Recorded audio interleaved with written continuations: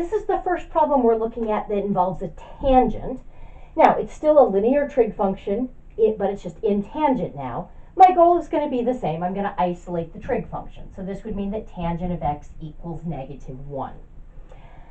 Now, even though the directions here are similar to what we've seen before, where we're finding all solutions in 0 to 2 pi and then finding all solutions, there is a significant difference here in that that's not one period of tangent. That's actually 2 periods of tangent. Now, I could, if I wanted to, still just go around the unit circle once. I'd be going through tangent twice, and I could find all solutions, and then I could add a multiple of 2 pi.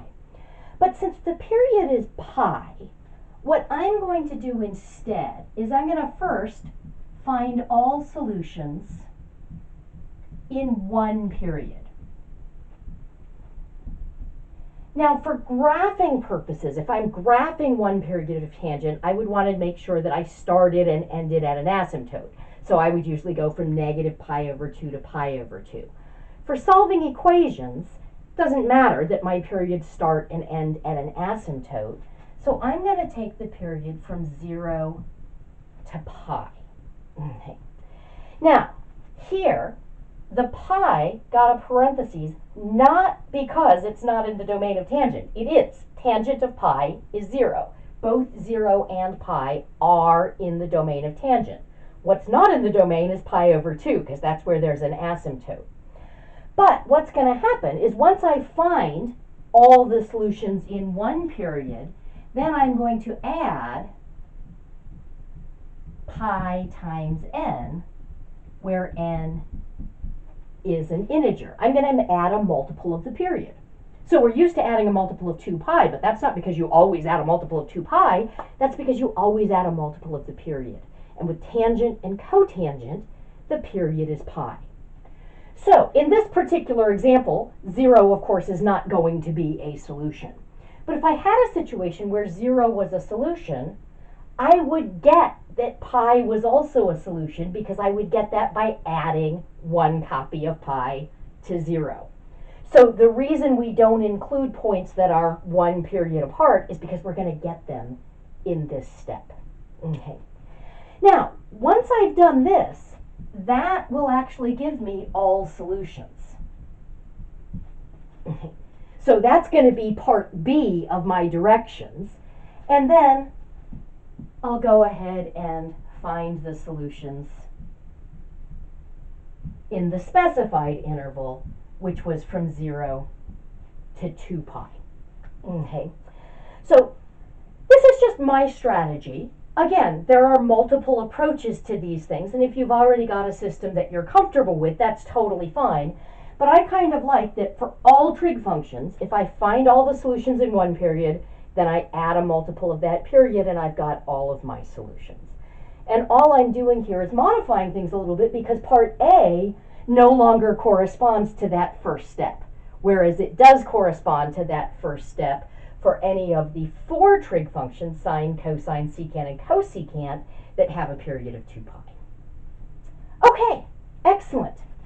So, if I'm doing this, if I'm looking just over one period, and I've specified that I'm going to start in the middle, so essentially we're looking here, we would have an asymptote at pi/2. I'm looking at the right side of this graph and the left side of this graph. That not including pi.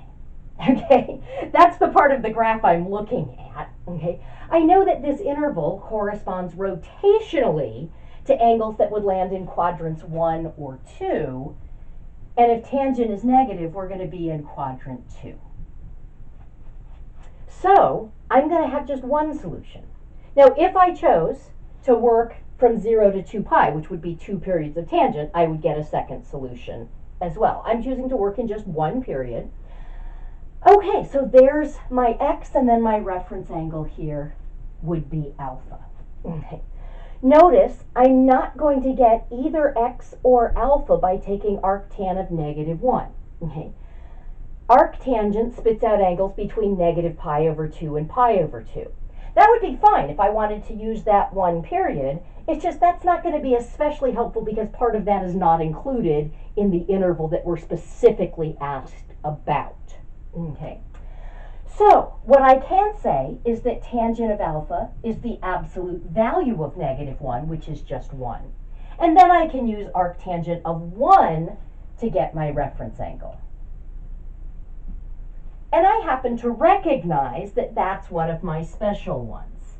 If I have a 45, 45, 90, that's an isosceles right triangle. Since the opposite and adjacent sides are the same, that gives me a tangent of 1. So alpha is arctangent of 1, but I can simplify that to pi over 4. And I do expect you, if you can simplify inverse trig, to get a nice angle like this, pi over 4 or pi over 3 or pi over 6. I do expect you to take it that far. Okay. So here, my x, it looks like, is pi minus alpha. So that's pi minus pi over 4. That would be 4 pi over 4 minus pi over 4. So that's just 3 pi over 4. Okay. So in one period, I got 3 pi over 4. To get all solutions, which is my second step, and also the answer to part B from the directions, it would just be 3 pi over 4 plus pi n, where n is an integer. And now I'm ready to answer step 2. I'm sorry, not step 2. Part A, finding all solutions from 0 to 2 pi. 3 pi over 4 is certainly one of them. Now, 3 pi over 4 is what I get if n is 0. If n is 1, I would be adding pi to that, and I can see that's going to take me into quadrant 4. I haven't gone all the way around yet, so that's still between 0 and 2 pi. So that would be 3 pi over 4 plus 4 pi over 4. That would be 7 pi over 4. My next integer would be 2, but if I did 3 pi over 4 plus 2 pi, that's going to be outside of this interval because that'll be bigger than 2 pi. Okay. So we'll see this when we start working with multiple angles. Sometimes it's actually simpler to get all solutions and then just start running through your integers until you get your first angle that's outside of the interval that you care about.